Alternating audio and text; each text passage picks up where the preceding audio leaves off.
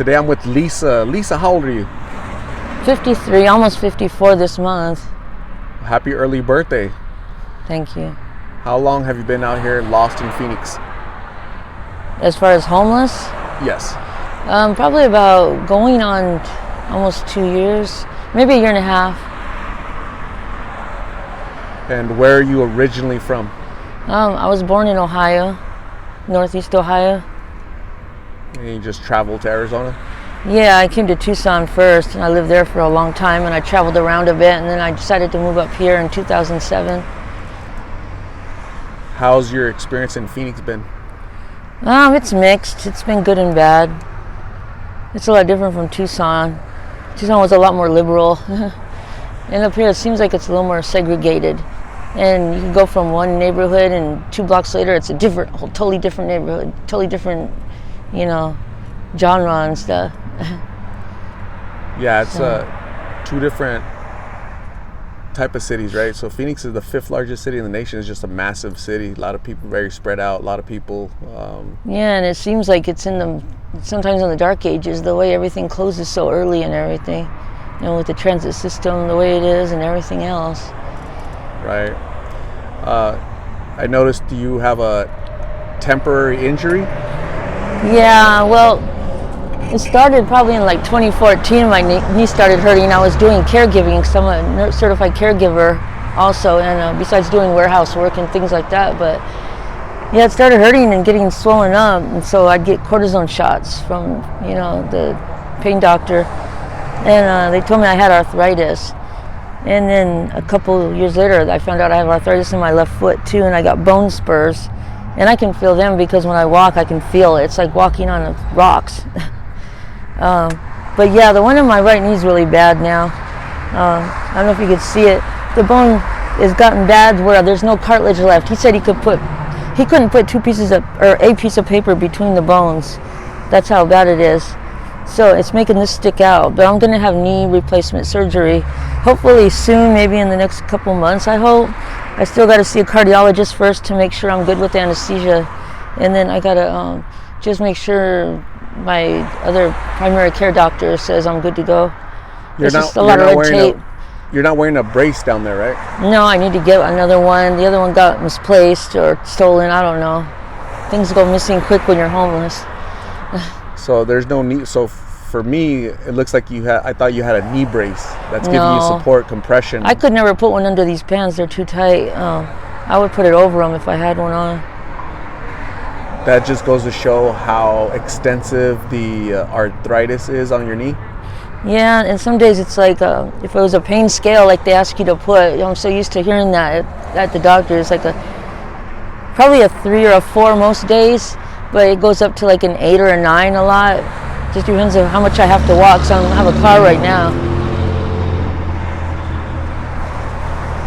You mentioned surgery, knee replacement. When's that going to happen? Hopefully within the next couple months. It just depends on their schedule. Okay. They get booked really fast. And I don't have a phone right now, so it's hard for them to get a hold of me and me to get a hold of them. And how many years again did that knee issue start? Probably like 2014. And I had applied for SSI also, but the day they were supposed to interview me, they never called me. So I need to get back up there again and talk to them. Wow. That's a long time dealing with that pain. It's going to be 10 years. When I used to get the cortisone shots, they actually worked pretty good. The shot itself hurt. So I get sedation for it. I don't know how people do it without it. It's like putting a big a needle that's like a cocktail straw in your kneecap and putting hot lava through it. That's how it would feel, if you can imagine that. But yeah, once it's done, it's done. And after the next day, it really helps a lot. But yeah, like I said, they don't do it anymore because they said it would be useless to do it. It wouldn't help. And do you use blues? Honestly, yeah, I do smoke a little bit. I probably smoked more when I was with my boyfriend. We just broke up because he doesn't want to stop. He left me for drugs when we've been together for 3.5 years. And I just actually upped my dose of methadone because I go to a methadone clinic near here, and I upped it so I could go down and stop taking blues altogether. And then hope maybe I can get treated, they'll give me something for pain at the doctor's. They really don't like to give out pain meds anymore ever since they've had all those lawsuits and everything a couple of years ago. But I would say any money I get, probably 20% of my income might go to that, if that. Some days I don't even take it if I'm not that bad off. How do you make an income? I just do odd jobs for people, like help them with things, do a little bit of cleaning for people. Sometimes I'll fly a sign out on the freeway. I just let people know what's going on with me. If they want to help me out with something, they do. And there's a lot of great people out there. They really have helped me. One lady gave me a $100 Visa gift card, and a lot of it went to food and eating because I've lost a lot of weight since I've been out here, so I needed to eat. Yeah, it's sometimes my dad will send me a little money, but we're not very close because he took off on us when I was a kid, and I haven't really seen him much since then. You have children? Yeah, I have 5. Where are your children at? One of them is in Salt Lake City because he doesn't like Phoenix at all, and then the other 4 are here. They're all grown, and they're all doing good. 2 of them are in college, and 3 of them are working. But they're very judgmental, unfortunately, and I guess they're just used to me having everything, and having a car and an apartment, and being able to be there for them. And now that I can't, they're just mad at me. So there's no real support from your family, you think? Not really. I mean, sometimes they'll help me out with money a little bit, but that's not without, a bunch of bull I have to hear.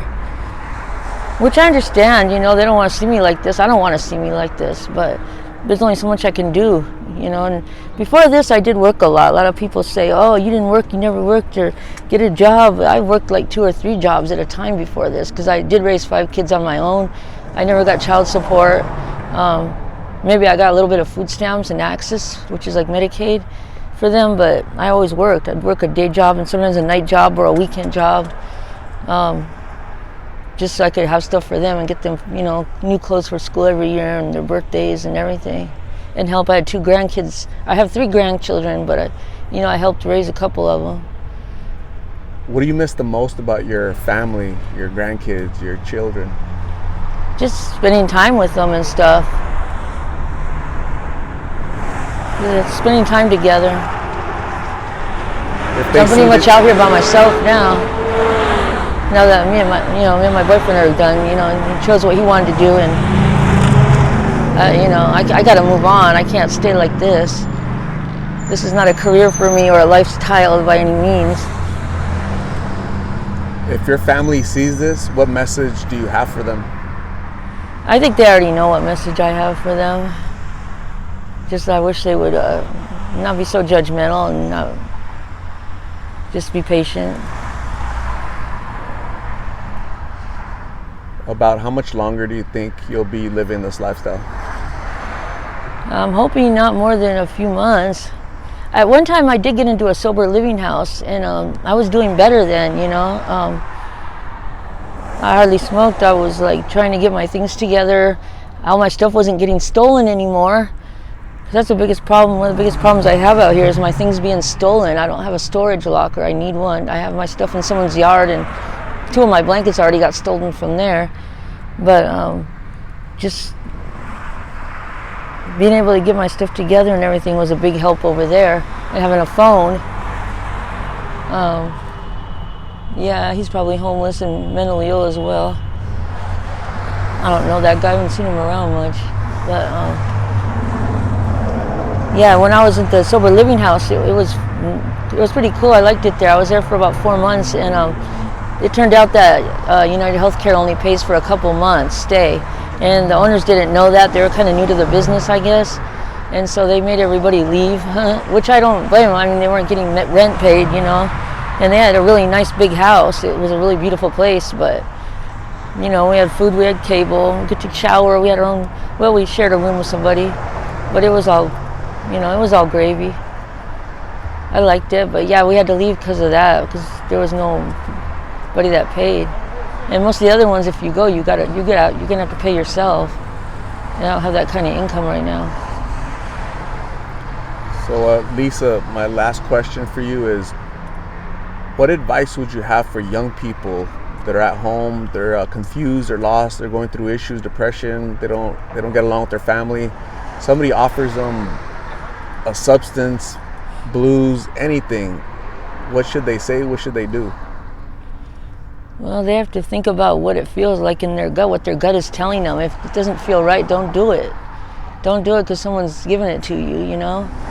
You got a lot of time ahead of you, and when I was younger, I ran away from home a few times, and I almost got killed, you know? I got kidnapped once, and I escaped, but I almost got hit by cars on the freeway. You know, a lot of bad things could have happened to me, but I was able to get away, and it was pretty scary. But, you know, just find someone else to talk to, someone that's been through stuff, you know, like me. Don't listen to someone that just wants to give you drugs, because that's not the answer. A lot of people do self-medicate, but it's really not the answer. If anything, it'll probably just give you more problems because it's illegal, and nobody wants to go to jail. I pretty much avoided it, luckily. But yeah, they should know they got a lot of time ahead of them. They got their whole life, and they should try to, you know, do good things. It's rewarding in the end when you can help others. Absolutely. It's not only illegal, but it's also dangerous. It causes countless ODs. And sometimes people don't make it back, right? Yeah, especially if they've been in jail and get out and they think they can do the same amount and they don't. They OD. Right. Especially they're doing this Fetty powder now. I've had people offer it to me, but I'm like, no, I don't want that. I'm not trying to go up on drugs, you know. I'm trying to just, you know, I just want to be normal. I just want to get out of the streets and live like I used to. Hopefully that happens soon, okay, Lisa? But you have the power, you have the control to regain, you know, what your life used to look like, okay? So yeah. you got to make that decision, okay, to ask for help, okay? So well, I have. It's just slow sometimes coming because there's a lot of people out here that need it. Right. It's getting cold, and you might be needing like some sweaters or something. So you ask for a knee brace. If anybody out there has a knee brace, want to send something to Lisa, are you like a medium or small?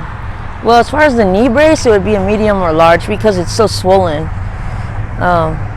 I mean, in clothes, like it's probably a medium for other things, but yeah, the knee brace. I have a UPS box that it's in the About tab that they can reach out to. Okay, anybody have any clothes for Lisa? You're welcome to send it there. Okay, so. No, I really need shoes because some of the shoes I have I only got 2 pairs because they were all been stolen, but from before when I first got evicted. But I wear like an 11 in women's and a 10 in men's, which is a big size, so it's hard to find at Goodwill and stuff like that. Okay. Especially with this foot, the one that's got the bone spurs. Yeah, I couldn't think of the word. I get nervous being on camera, but yeah, I got those, so it's hard to walk sometimes. You know, it's bad enough with the knee, and then they got the foot on the other side, so it's like great. If anybody has shoes or clothing for Lisa, please reach out. Lisa, I'm going to hand you a Narcan. Right. Hopefully I never have to use it on anyone. Little but I will. Donated baggie. Can you read that, what it says right there in the little...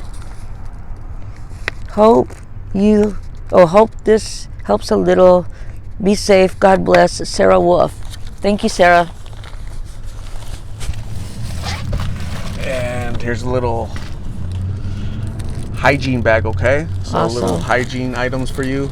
Yeah, okay, I need donated those. by my subscribers. So thank you very much. Please stay safe. We'll talk very soon, okay? All right, thank you.